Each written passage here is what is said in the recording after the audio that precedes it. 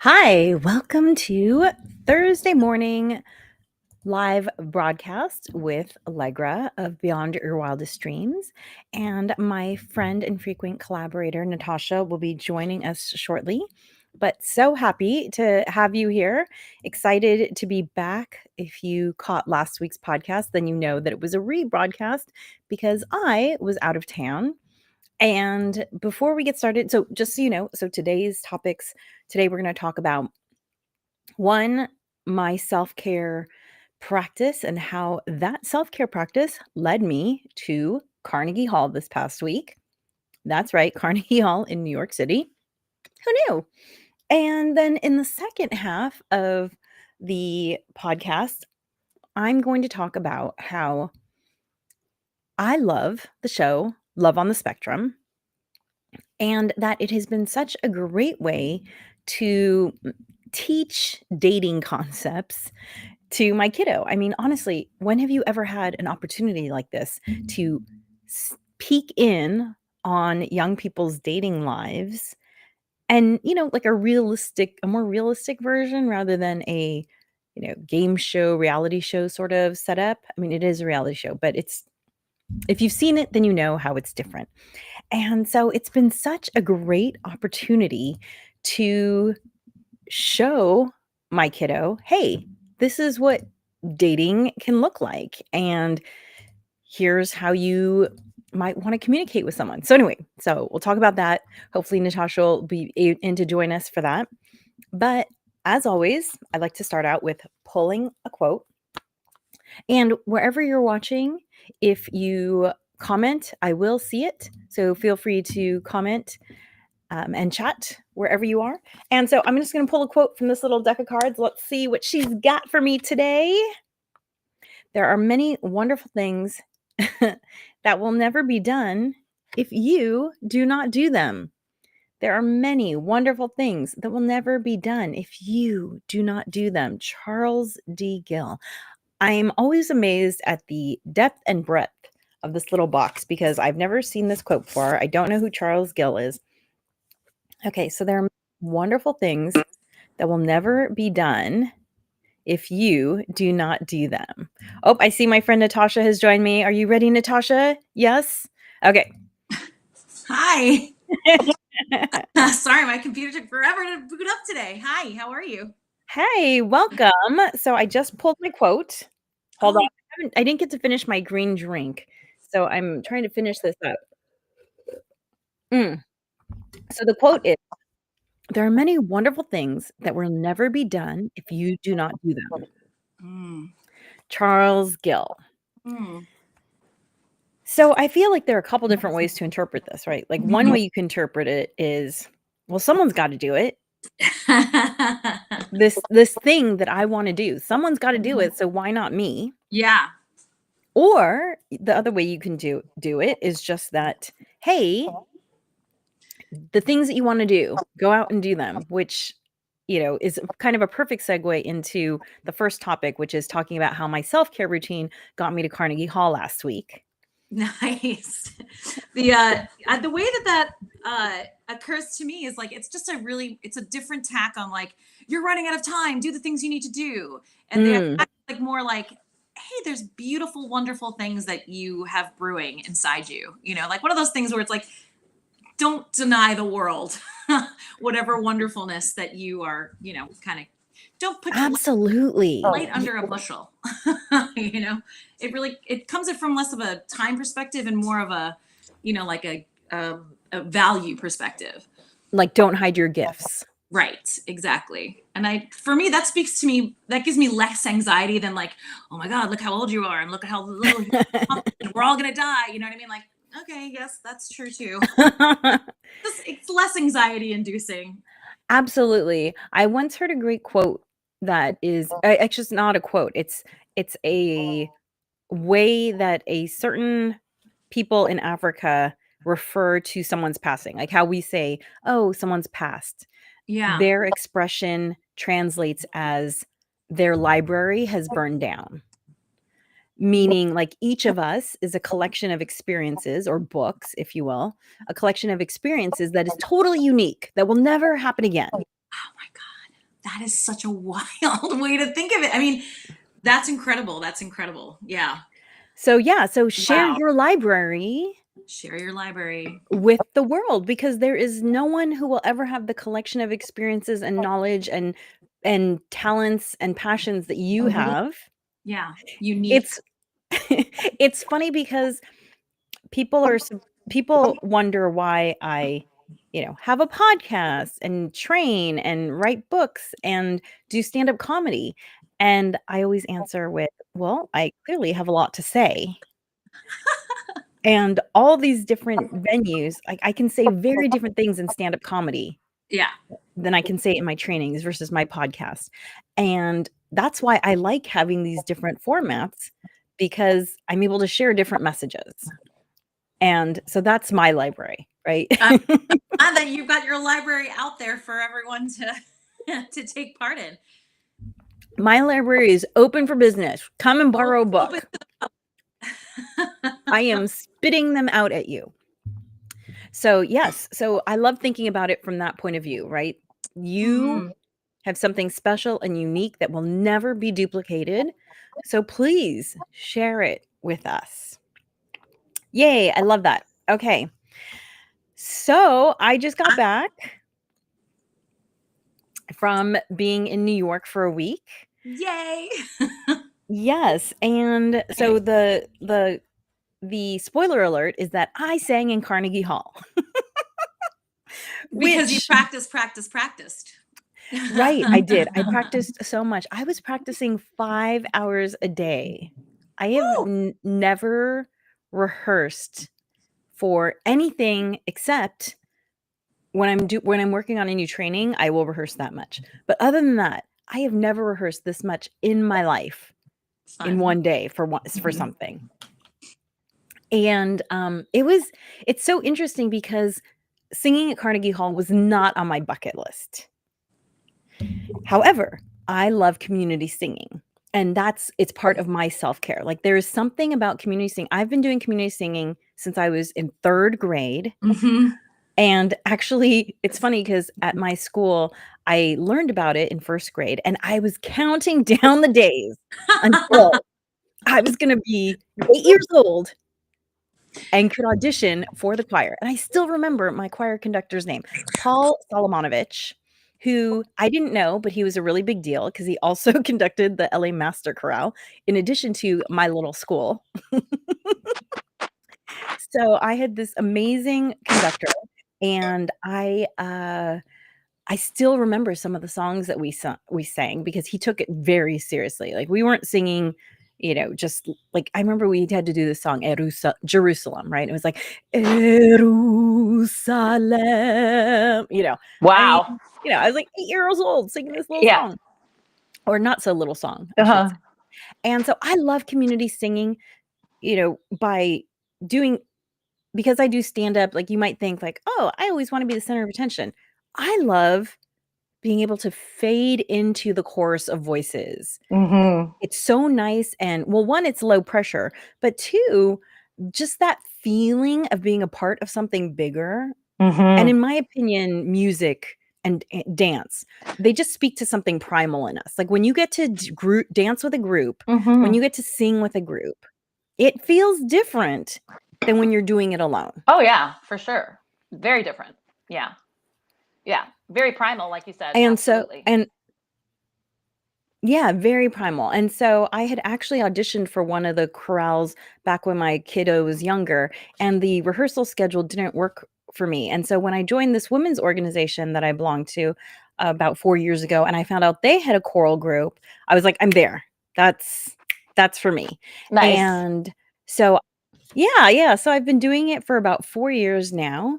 And a year and a half ago, our conductor said, hey, I've been invited to apply for us to sing at Carnegie Hall. And, in my choral group, there's about 50 of us, and there's a lot of musical background in the choral group. And some people were super excited about it. Some people one person's actually already sung at Carnegie Hall twice before. Oh, wow. So she was like, y'all, we have to do this. It's amazing. It's fantastic. And I was kind of, well, I don't know. We'll see if it works out for me, because unfortunately it's during the school year, and kind of depended on if my kiddo needed me. But I kind of always had it in the back of my mind, like, okay, here's the placeholder. I bought my plane ticket. I set things up as if I was going, although I didn't really know if I would be going. Really, even up until 3 months ago, I didn't know if I was going to go. It really depended on, hey, kiddo, do you think you'll be okay with the third to last week of school without me here? And she said yes. She gave me her blessing to go forth, Great. go forth and sing. Great. And yeah, and so I never thought, something that I do just for me, which is to sing, to hide in a group of voices. And I don't say hide in a bad way. I just mean, to blend in with a group of people. I never thought that would lead me to a solo trip for a week in Manhattan singing at Carnegie Hall. One of the things. Fantastic. So fun. It was so fun. It was so fun in ways that I did not expect it to be fun. Really? Yes. Like, one of the ways that it was fun that was totally unexpected was that it was kind of like I got to pretend I was an NYC resident for a week because I had to be somewhere every Fun, day. right? Like, I either had a rehearsal or a concert every single day. We had 2 concerts and we had, I don't know, 5 rehearsals. And I had to go to different places because the rehearsals moved around. And Yeah. let me tell you, I have been to Manhattan I don't know, a dozen times, 15 times, and I have ridden in cabs. I've ridden on the subway twice in all of those years of going Uh-huh. because it was intimidating, right? Like, it's a little bit of an intimidating system, which I don't know why I was so intimidated because I've done the French subway system, which is like, whoa, like really intense. But anyway, all I can say is that the apps are so good now. Crazy amazing. Good. It's Because last insane. time I was there, It's so insane. so anyone going to Manhattan, public transpo is so easy now. So easy. It's so easy. Yeah, it's wildly different. It's wildly different because I was last there 9 years ago and it wasn't like it is now. And because you go all the time. You're from that area. You're there like every year, aren't you? Every summer? Yeah, I remember this. I remember the subways in the 80s when you definitely didn't want to take the subways. When was the transition? so, what year did these apps become so good? Oh, I mean, the apps weren't even a factor, 10 years ago. Like, that wasn't even a thing, And then, I mean, honestly, I don't know exactly when, because I was using the trains and then the subway, and so I don't remember exactly when, but yeah, it's a huge game changer. You don't have to know the subway map back to front in order to get where you need to go. You can just, plug it in and it'll tell you. And it tells you, when the train is coming too, which is insane. Well, you know what I mean? Like, to the It's minute. amazing. It's amazing. Crazy. Let me just say these few things for anyone who is doubting us. Let me just enumerate for you how amazing it is. For one thing, in the back in the days, you had to like have a subway map and you'd be like, hello, I'm a tourist looking at the subway map. Now all you have to do is look at your phone. And guess what? Everyone's looking at their phone. So you don't stand out at all as a tourist looking at your phone. Okay. Secondly, now almost all the subways have internet connection. So I actually jumped onto a train because there were 2 trains I could take. It didn't matter which one, and they were the only ones coming through this station. So the doors were open as I go through the turnstile. So I jumped on, and I'm like, okay, I don't know what train I'm on. And the train did not have a big red number or letter like a lot of them do. It was like a gray, like Atari pixelated thing. And so I didn't see it right away, but before I found it, I looked at my phone and it said train W departing the station. I was like, "Oh, I'm on train W departing the station." And you can literally just watch on your phone as the stations pass. So you don't have to be staring at like, "Okay, what's my stop? What's my stop?" That was so amazing. And then the third amazing thing is that you don't even need a Metro card anymore. You literally take a credit card. Yeah, a credit card that has an RFD, or you use your Bluetooth enabled phone and you tap the turnstile. And it keeps track of transfers. So if you tap the same card on the same journey and you're going on multiple things, you only get charged once. And this message brought to you by New York City Metro. If you hit I think it's $32 or $34 in a week. The rest of the week is free. Yeah, so you play it. Yeah, so it makes it far more. I mean, I remember the days when you had actual tokens, and then they switched to Metro cards, and now it's but yeah, I mean, like it's similar here in LA, with the tapping and the ease of use. I don't think that you can use your Google Maps to get you on public transportation all over. It doesn't have as precise, obviously, of like, oh, your train's arriving in 1 minute or blah blah blah, that kind of thing. On Google Maps, obviously. Right. But yeah, it's all moving. It's moving and shaking. It's definitely certainly in this Okay, so century. this podcast brought to you by New York Metro Transit Authority. So if you're going to Manhattan, do not be scared. I even took the public transport all the way in from the airport to my friends. I had to do 3 transfers. It took me less than an hour to get from LaGuardia to Murray Hill. So easy. And yeah, it's LA could take a page from that. Yeah, and it cost me $2.90 versus an $80 cab. Like, yeah, easily yeah, $80. no brainer. Okay, so the fun thing was getting to play NYC resident, running around to rehearsals and stuff like that, and having to figure out the public transportation system. So that was just really fun. It was kind of like borrowing someone else's life for a week. And yeah, and that was fun. And then I ended up having a concert at St. John the Divine, which I've never been to. Have you been inside? I have been inside. Okay, yeah. So I didn't even know that this might be a thing that I'd want to see. It's the largest cathedral in the United States. It's crazy. Go ahead. Yes. Yeah. I didn't know we had anything that big here. It's wild. Apparently you can fit 2 Notre Dames inside. Oh my goodness. That I didn't know. And the Statue of Liberty, I think she can lay down in it or stand up. I don't know. One of the two. It's big. It's big. And that concert was so special because I had a solo and it was just our chorale group, which we were about 30 people. And it was also a little intimidating because guess what? You don't get to do like a sound check in there. It's like a working cathedral. Yeah. And so I didn't know if I was going to be able to make an impact on this vacuous space. But that was such a special experience. I will never forget singing in St. John the Divine. And if you're going to Manhattan, put it on your list of places to visit because it is so cool. Not just the architecture and stuff is cool, but like it's a cool space. They do a lot of events. They're really a community center, not just. I didn't realize that. It's interesting. They have like all these little like chapel of the artist, chapel of the first responder, chapel, they have all these little I shouldn't say little, but all of these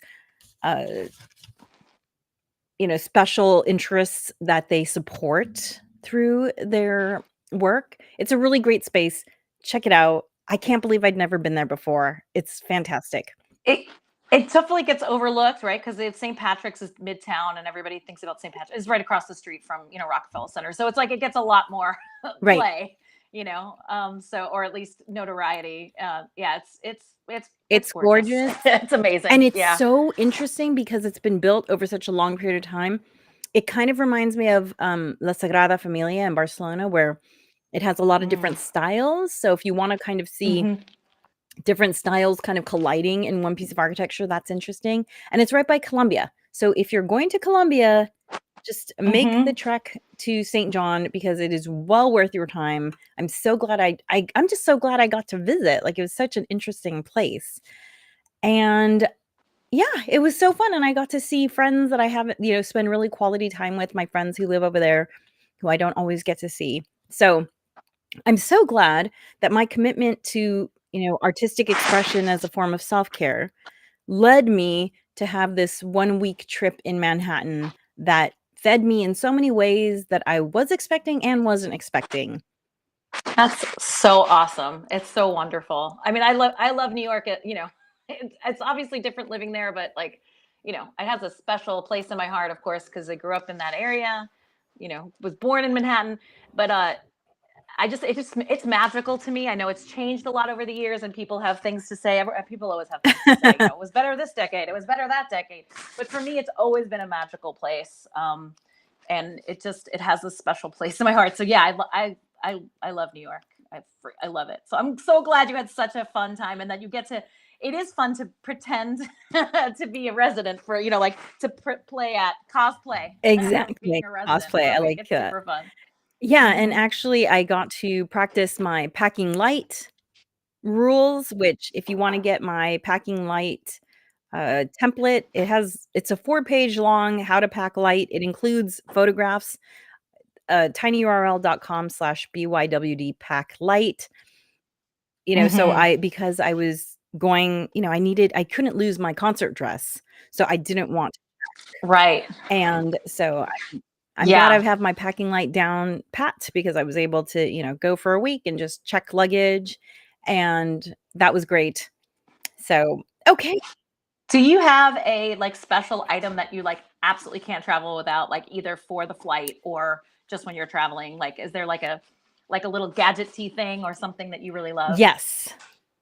It is my eye mask.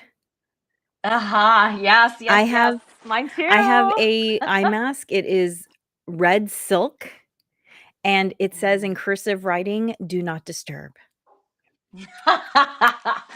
Do not wake me up to ask me Exactly. if I'm on peanuts, okay? Let me sleep. I don't need any Exactly. peanuts. So I'm I good. take it on the plane, and it's also great when you get to your destination, because you never know how much light is going to be coming in. I did not used to be light sensitive, but I have light blocking curtains at home, and so I've gotten used to that. And so now light will wake me up, and so it was nice to have that at my friend's place, because sure enough. Yeah. I don't go anywhere without it. Yeah. Yeah. I don't camp without it, because exactly that, the sun rises and you're in a tent and it's starting to get light at 5 a.m. and that will wake me up. Yeah. So I don't travel without an eye mask either. Yes, so my eye mask absolutely is the thing. I also like to carry a small notebook, but I carry it with me everywhere. It's in my bag at home too, because I never know when I want to write something down, but when I'm traveling, I often try and sketch a scene. I'm not good by any means, but I just like to it's just a different way to experience a scene when you're trying to capture it on paper, and it's a fun memory. Yeah. Yeah. That's fun. I think you've seen me do that when we go camping. Yeah, it is. Yes. I love it. That's a great thing, because absolutely, making notes or journaling seems, and if you're not an everyday, you're not an artist in the sense that, you're a sketcher or a painter or Right. whatever, that and so it is. I was like, oh, I never really thought about that, because I don't consider myself that either, but I do like to craft and be artistic, and like you said, in self-care through artistic expression. Yes. You don't have to be good. No, you don't have to be good. to do It's it. just a fun memory. To capture something, Mhm. sketching it rather than with a picture. And also it's in a different place, right? Like a lot of times the pictures we take with our phones don't ever end up going anywhere. Right. Yes. Right. Okay. Thousands Yes, of them. thousands of them. Although I do make a habit, and I'll just share this really quickly. I love this service called Touch Note, which whenever I come You sure mentioned Yes, that. whenever love I it. come back Yeah. from something, I will upload a couple of pictures and create a postcard, and then that postcard, I send it to I'll capture some thoughts from the trip, and then I send it to myself, and then I put that in my planner. Like, Natascha actually just got one the other Nice. day, right? It's so awesome. It's so great. It's fantastic. We went Yeah. camping together, and I sent her a postcard with a couple pictures, and then just funny things that our kids had said. And then fun. Natascha sent me one back with a really great photo, also taken on that camping trip. So that's a really fun thing. Check out Touch Note. It is. It's fun. We were old school to get things snail mail, but it's also really fun too, because how many times have you bought? Well, I'll speak for myself. How many times have you been on a trip where you bought postcards? Maybe you're in a foreign country, so maybe you don't have getting the stamps and whatever to send it from there. You might not do it, right? Or maybe and then you bring it home and you intend to send it from home, and then you don't. You know what I mean? I can tell you, I have lots of those postcards from places and 4 or 5 of them of the same one, because I was going to send it to 4 or 5 people, And so Touch Note is great because you will send it. It's right there. You just, and And I think people also just, rather than like the New York City skyline, would love to see a picture of Allegra, in St. John's Cathedral, or, Right. and would rather get that, I think, than, a picture of the Statue of Liberty, Yes. and then, I don't know, you actually send Yeah, it, it gets sent. You can do it right then. It's so Mhm. fast and easy. This episode also Mhm. brought to you by touchnote.com. TouchNote, yeah. Listen, you gotta get some sponsorship. TouchNote, NYCMTA. You need me. Yeah. Okay. And by the way, if you all want to see, I put together a little 3-minute video about my trip to New York City. You can see it all over the place, YouTube, LinkedIn, Facebook, Instagram. If you want to go see that, you can see it. And you can even hear me singing a teeny bit of my solo. Ooh. So there you go. By the way, at some point, we're going to have to talk about the different conductors that we worked with in New York City, because there was Oh. one she was such a magnificent leader. I really just want to talk about her and her leadership style. So we'll have to do that in a separate podcast, because right now we need to talk about Love on the Spectrum. Oh my gosh. Okay. Okay, so part 2 of the podcast, dating. How do you teach your kids how to act on a date? Natascha and I both have young teenagers.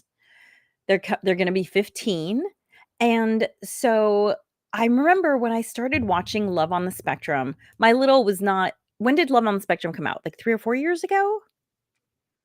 Yeah, I want to say, as a family, we watched it last year, so I don't know when it came out. We watched all the seasons last year. Like, so we watched the 2 American ones and the 2 Australian ones. Yes. Is that right? We couldn't get enough of it, honestly. And I want to say it was last year. Maybe it was, yeah, let's say 2024 is when we watched it. And it was fantastic. Really, really well done. So maybe it's 3 years old, right? So yeah. So when we first saw it, our kids weren't necessarily the age where we were thinking like, oh, this would be a great thing to watch with them. But then I had watched it, I think when it came out 3 or 4 years ago. And then last year I had this idea of, oh, this would be a great thing for my kiddo to see, just kind of see how people interact on dates. Because when else do you get to be on a fly on a wall of someone else's date? When it's not like Love Island or some kind of like jacked up, insane, unrealistic reality, or The Bachelor or Bachelorette, because these are not real. These are not real scenarios. Yeah, like getting a rose at the end and being like, "Will you be my?" That's not how that works. Newsflash, right? But the other thing that's amazing is that the people and that they cast are so honest, both with themselves and with other people, that they are just able to kind of cut through the crap so much faster. It's extraordinary. Yeah, it's really extraordinary. Honestly, the way that they approach it. And then they have coaches that coach people through, their first date or something, and help them, enact scenarios. And it's such an amazing, there's such a great expression and example of boundaries. There's a great expression of honesty, like you said, and really also still taking care of the other person inside of your honesty. And they know themselves so well, which I think is like, as a teenager, I can tell you right now, my 14-year-old, he's got a great sense of self, but he's still, of course, exploring and stuff like that. So the people on the show are adults, and they also they're on the spectrum as well, and they just really know their likes and dislikes. So that's a great advantage. But because of that, they can very quickly say, this is not going to work for me, or this is going to work for me. Like, there's some dating advice out there where, you tell the person right away, like, hey, I'm really looking for a partner. I'm looking for a husband or a wife or whatever, like right away on the first date. And some people balk at that idea. They're like, oh my God, why would you say that?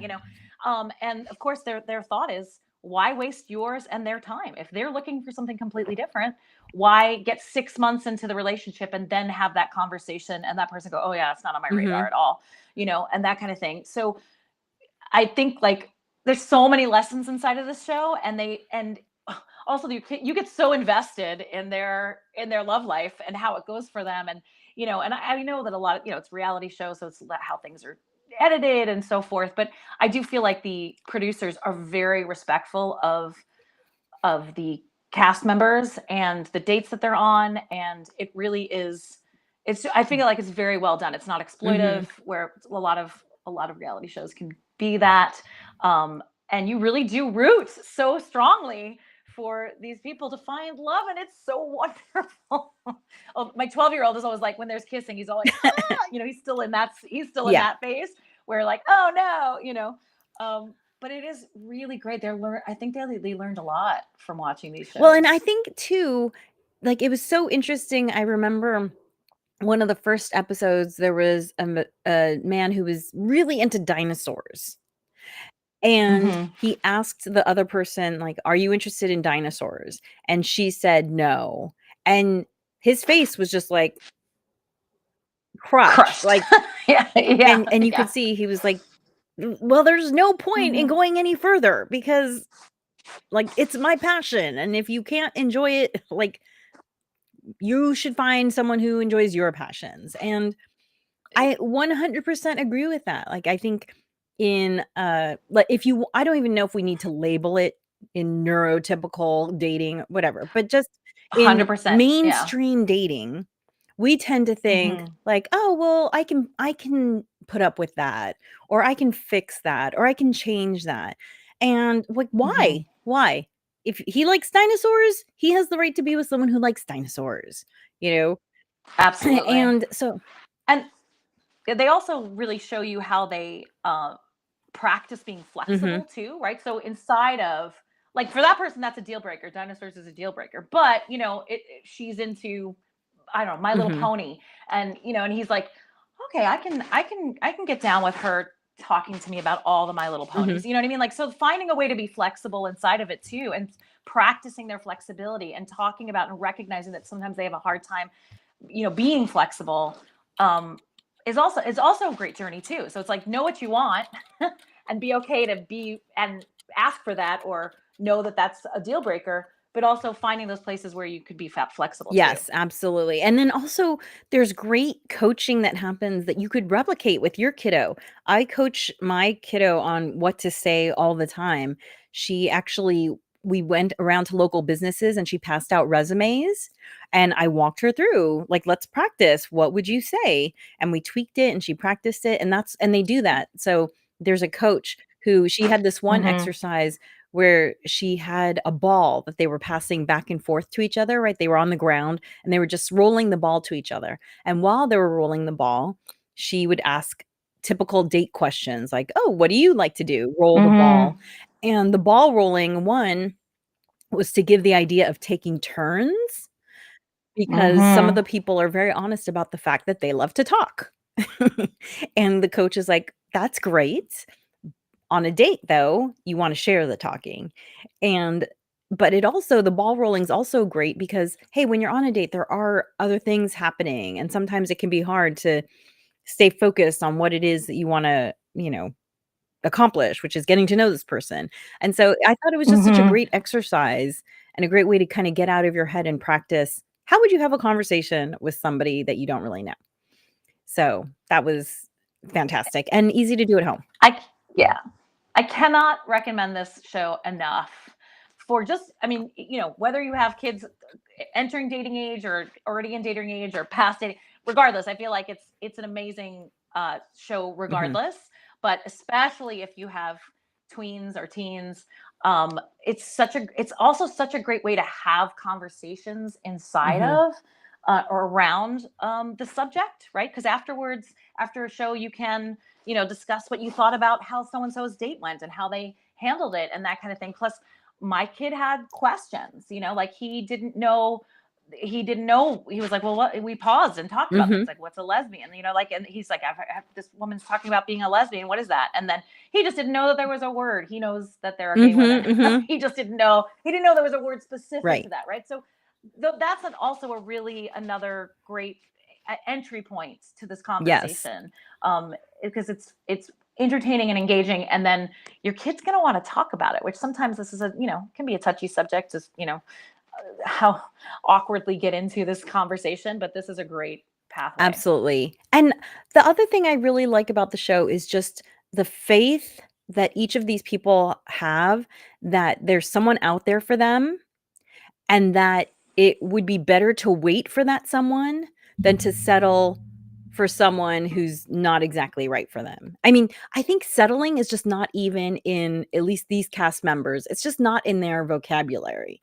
They would rather be alone than be with someone who's not a good fit. I think that's such a great mindset to be in when you're dating. So I think, and what is your take on, because there's definitely, now having watched like I says 5 seasons, there seems to be a lot of not a lot, but there at least a few, I can think of a few times of some of the female identifying cast members talking about being a princess, finding their prince, being treated like a princess, and this kind of thing. So that to me is very interesting. That that's already in like the zeitgeist of dating as it is, but it's very heavily prevalent in this, and it's interesting to me that it's very prevalent, and I'm thinking like, gosh, Disney, your reach is deep, careful what you put out there, it's an interesting thing well, to me. especially because it's more I don't know how I prevalent feel in about the it. American series, right? Than the I would think, I think than the that's true. Australian series. I mean, it is what it is. Right, because so like one cast member was into dinosaurs. Several of them are really into princesses and collecting princess dolls and all that kind of stuff. So yeah, I mean, it's a noticeable Definitely. thing, and yeah, it might be more American based. Yeah, I'd have to. I don't remember exactly. Sometimes the casts are kind of amalgamating for me. There's no. I don't want to give any spoiler alerts for anybody. Well, actually, this might be a spoiler alert if you don't want. If you want to watch this and you haven't yet. I in this 3rd season, and he's been in all 3 seasons. David, who is Abby's special friend,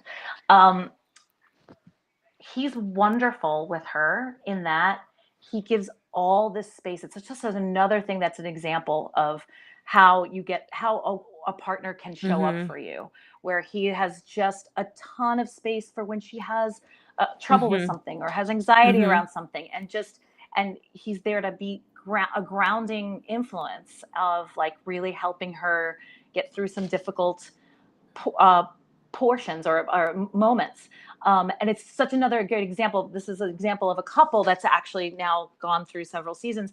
And so it goes even beyond just like the initial dates and so forth, so you can see an example of a way to be inside of a relationship, even when maybe your partner is freaking out. And then Abby's song. How amazing was Abby's song? I could cry right now just thinking of it. I mean, it is amazing. Yeah. It's you have to tune in to see that. The other thing too, another example of a couple showing up for each other, Connor and Georgia, when Connor is wanting, they're wanting to, I don't remember if it was he wanted to hug her or kiss her, and all of his emotions are right there on his face, the struggle that he's going through. And she just, puts out an arm and says, just breathe. It's okay. Just breathe. And, it could have been a very embarrassing experience for him. And instead, it was just a beautiful example of someone accepting a person for who they are and what they're going through and helping them through it. And then they had this lovely moment that was just so heartwarming and beautiful. Yeah. And like, who doesn't want that kind of support from their loved one? And also there were 2 main characters, characters is the wrong word, 2 main cast members who have been on the show all 3 seasons, had not found love. We'd seen them date many people. They both found love this season. Oh my and goodness. it was just, again, such a testament to knowing what they wanted and waiting until they found it, and then looking at And how well matched they you're- are now. And also dealing with disappointment, right? Like you don't want, you love them, you're invested so quickly that you don't want them to be disappointed. And that's another thing, like as parents, right? We want our kids to be happy, right? But we really need to help guide them through tolerating unpleasant emotions. And this is another great example of that too. Yes. So many great lessons. So if watch it for yourself, watch it again. Watch it with your kids. It's such an easy entree to start talking about, having romantic relationships and what that might look like, and where your kiddo is with questions about that. So highly, highly recommend. Again, this podcast brought to you by I'm on the spectrum. So thank you so much for joining me, Natascha. It was so much fun to chat with you about these things. Always. And thank you for listening. I am here every Thursday live. You can also always re-listen to this as the Harness the Power of Planning podcast. And again, if you want my packing light freebie, tinyurl.com/BYWD pack light. This won't be free for much longer. I'm actually going to be changing some of these freebies so that they're going to be like little $3 products that you can buy. But for right now, grab it while it's free. And as always, planning makes everything easier. Thank you for joining me.